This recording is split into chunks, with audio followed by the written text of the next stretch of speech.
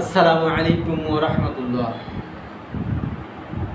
প্রিয় বন্ধুগণ, প্রিয় দেশবাসী, আমরা সড়ক জনপথ সুরক্ষা সংস্থার পক্ষ থেকে সড়ক জনপথ নিয়ে কিছু আলোচনা করি। ইতিপূর্বে আমরা করেছি। আজকের আলোচনার বিষয়বস্তু চোখে ঘুম নিয়ে গাড়ি চালাতে গিয়ে দুর্ঘটনা। প্রিয় বন্ধু, আমাদের যে চালক সতর্কতা এই পুস্তকের মধ্যে আমরা যে সকল জিনিসগুলো জায়গা দিয়েছি, তো ফার্স্টে থেকে কয়েকটি পয়েন্ট আমি পাঠ করব। বেপরোয়া গাড়ি চালানোর কারণে দুর্ঘটনা, গাড়ি ভালোভাবে পরীক্ষা নিরীক্ষা না করায় যান্ত্রিক ত্রুটির কারণে দুর্ঘটনা, অদক্ষ ড্রাইভার দ্বারা গাড়ি চালানোর জন্য দুর্ঘটনা, চালক মোবাইল ফোন কানে ধরে গাড়ি চালাতে গিয়ে দুর্ঘটনা, চোখে ঘুম নিয়ে গাড়ি চালাতে গিয়ে দুর্ঘটনা, মাদক সেবন করে রাজা সেজে গাড়ি চালাতে গিয়ে দুর্ঘটনা, টার্নিংয়ে ওভারটেকিং করা এবং মাত্রা অতিরিক্ত গতিতে ওভারটেকিং করার কারণে দুর্ঘটনা, ফিটনেসবিহীন গাড়ি চালানোর কারণে দুর্ঘটনা, কিস্তি বা অন্য চিন্তিত মনে গাড়ি চালানো অবস্থায় দুর্ঘটনা, যাত্রী আগে তোলার প্রতিযোগিতা করতে গিয়ে দুর্ঘটনা,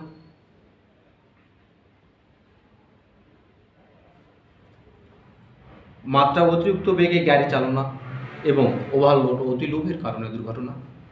প্রিয় বন্ধুগণ, প্রিয় দেশবাসী, সড়ক জনপথের কিছু বিষয় নিয়ে আমরা আলোচনা করার জন্য আজকে আমার এক ভাইকে সঙ্গী করেছি। আলহামদুলিল্লাহ, আমরা সড়ক জনপথের কিছু অসঙ্গতি বিষয় নিয়ে কথা বলবো। তো আজকে 5 নম্বর পয়েন্ট নিয়ে আমরা আলোচনা করব, চোখে ঘুম নিয়ে গাড়ি চালাতে গিয়ে দুর্ঘটনা। চোখে ঘুম নিয়ে গাড়ি চালাতে গিয়ে দুর্ঘটনা, এই ধরনের দুর্ঘটনা বাংলাদেশে সচরাচর হয়ে আসতেছে, এখনও হয়। আমি নিজেও যেহেতু একজন চালক, আমি ওটা উপলব্ধি করতে পারি। তাই আমি ভাইকে প্রশ্ন করব যে ঘুমের একটা বিষয় নিয়ে। ভাই, আলহামদুলিল্লাহ, আপনি তো ভালো আছেন? ওয়ালাইকুম আসসালাম। আলহামদুলিল্লাহ ভালো। আলহামদুলিল্লাহ। আপনি একজন চালক। জি। চালক হিসাবে এই যে চোখে ঘুম নিয়ে গাড়ি চালাতে গিয়ে কোন সময় বেশি যে দুর্ঘটনা বোঝা যায়? যেমন ভোর রাতে, না দুপুরবেলা, না মধ্যরাতে? চোখে ঘুমের বিষয়ে যে দুর্ঘটনা আমরা তো দেখেছি অনেক সময়। না, এখানে ঘুমের বিষয়টা ধরতে গেলে আসলে শরীরের ক্লান্তির উপর নির্ভর করবে। আর ঘুম যে কখন চোখে চলে আসবে জার্নি করার ক্ষেত্রে, এটা তো কারো পক্ষেই বলা সম্ভব না।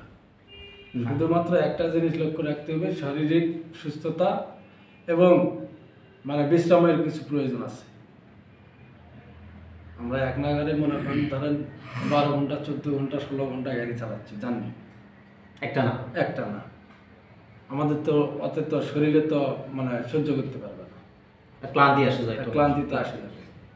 সেক্ষেত্রে কারো শারীরিক সুস্থতা থাকলে দীর্ঘ সময় চালাতে পারে, শারীরিক দুর্বলতা থাকলে বেশিক্ষণ চালাতে পারবে না,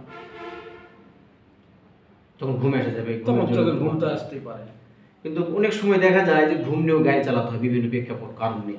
আমি চিটাং থেকে গাড়িটা টান দিলাম, মনে করেন গাড়িটা চিটাংতে টান দিলাম, চিন্তা করতেছি যে এই যে টান দিচ্ছি, গাড়ি লুট করে টান দিলাম।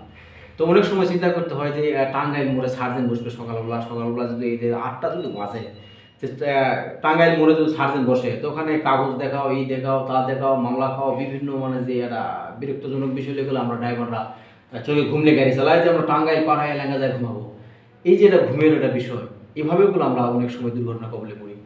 না, তা তো পড়তে পারি। এটা দেখা যাচ্ছে যে অনেক গাড়ির ফিটনেস ঠিক থাকে না, তার কারণে অনেক গাড়ি এরকম যায়। আবার দেখা যাচ্ছে যে যদিও বা ফিটনেস কাগজ যদি সব ঠিক থাকে, লাইসেন্সও ঠিক থাকে, অনেক সময় সার্জেন্ট পুলিশ হয়রানির স্বীকার করে, এর জন্য তারা তাড়াহুড়া করে। এই যেমন ধরেন আপনার রডের গাড়ি কি হয় যে, আচ্ছা আমি একটা জিনিস বুঝি না,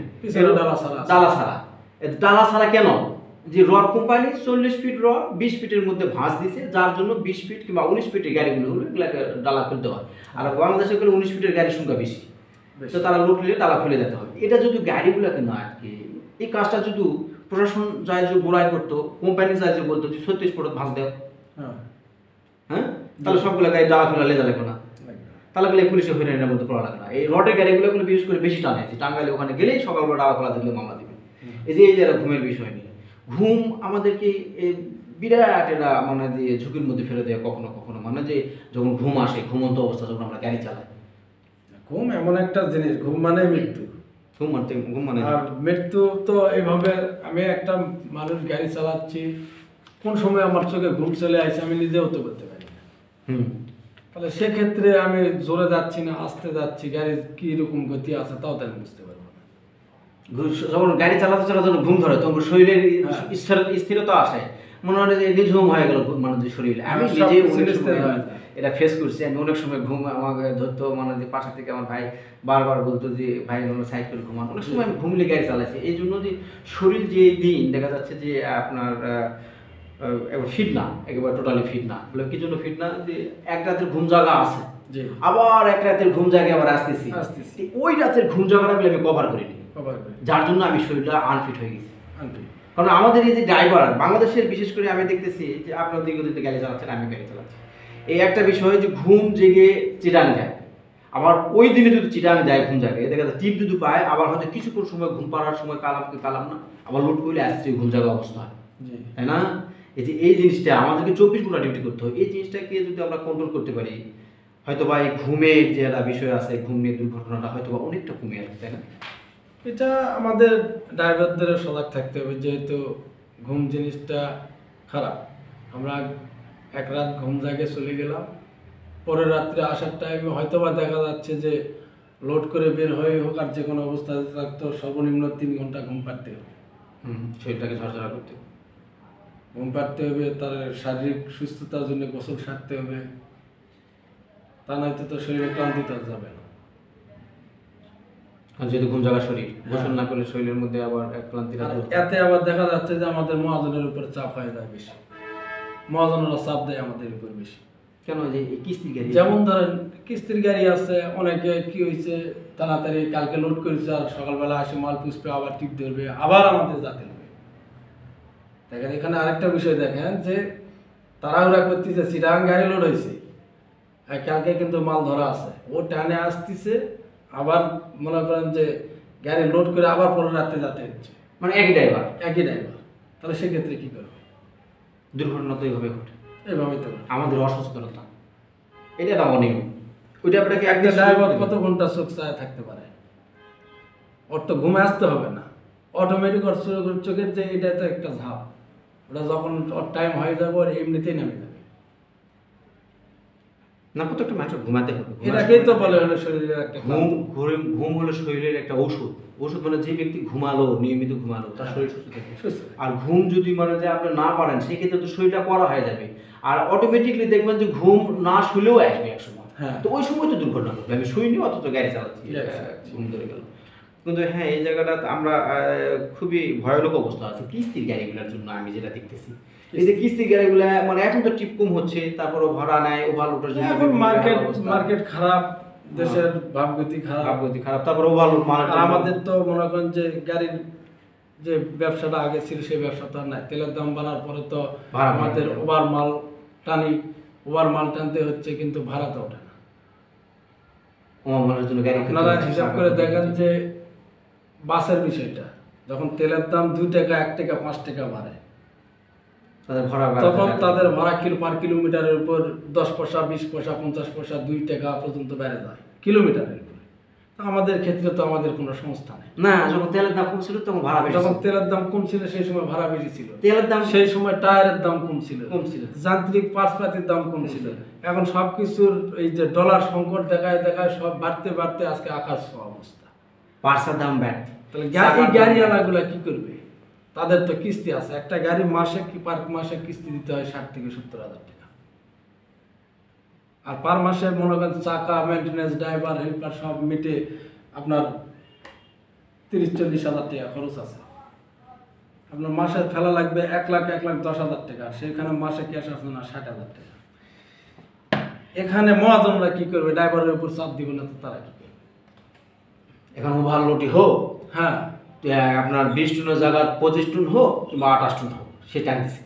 আর ড্রাইভার ঘুম আসলো কি আসলো না সেটা তো দেখার বিষয় নেই, আমার কিস্তি শুট করা লাগে। তো মূলের ড্রাইভারদের এখন এমন বর্তমান যে বেতন ভাতা হয়ে গেছে সেই হিসাবে মহাজন ক্যাশ না পেলে ড্রাইভারদের কেমনে দিবে? হ্যাঁ, আর তাদের একদিন যদি বাড়িতে বসে থাকে বাড়িতে ভাত জিতবে না, তারা কি করবে? কারণ আমাদের অ্যাক্টিভ মারা আসে যদি সে 2 দিন 3 দিন বাড়িতে বসে থাকে তার বাড়িতে তো সংসার চলবে না। না, আমাদের ড্রাইভারদের এই অবস্থা। তাহলে এখন আপনি বোঝেন যে ঘুম নিয়ে এর পিছনেও অনেক কারণ আছে।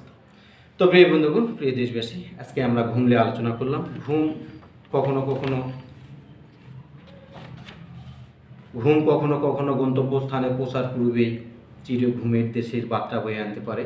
অতএব জাগরে তাকতে হোস, জাগরে জাগবে হোস। প্রিয় বন্ধুগণ, প্রিয় দেশবাসী, আমরা যে ঘুমলে এই যে গাড়ি চালাতে গিয়ে যে ঘুমলে একটু আলোচনা করলাম, ঘুম আমাদেরকে পারতে হবে। প্রত্যেকটা মানুষের জন্য ঘুম পাড়া জরুরি দরকার। কারণ ঘুম যদি আপনি 1 রাত 2 রাত 3 রাত টানা জাগতে চান গাড়ি চালাতে গিয়ে, তো এটা বিশাল একটা ভয়ানক বিষয়। কারণ যে কোনো মুহূর্তে ঘুম ধরতে পারে। তখন আপনি গাড়ি চালাতে গিয়েছেন, গাড়ি চালাচ্ছেন, ওই মুহূর্তে ঘুম ধরে দুর্ঘটনার আমরা কবলে করতে পারি। তো প্রিয় বন্ধু, প্রিয় দেশবাসী, আমরা যারা গাড়ি চালাবো আমরা সচেতন অবস্থায় এবং ঘুমকে কন্ট্রোল করে এবং ঘুম যতটুকু প্রয়োজন আমরা ঘুম পেরে ইনশাল্লাহ আমরা সুস্থভাবে গাড়ি চালাবো। আল্লাহ পাক সকলকে ভালো রাখুক, সুস্থ রাখুক, নিরাপদে রাখুক।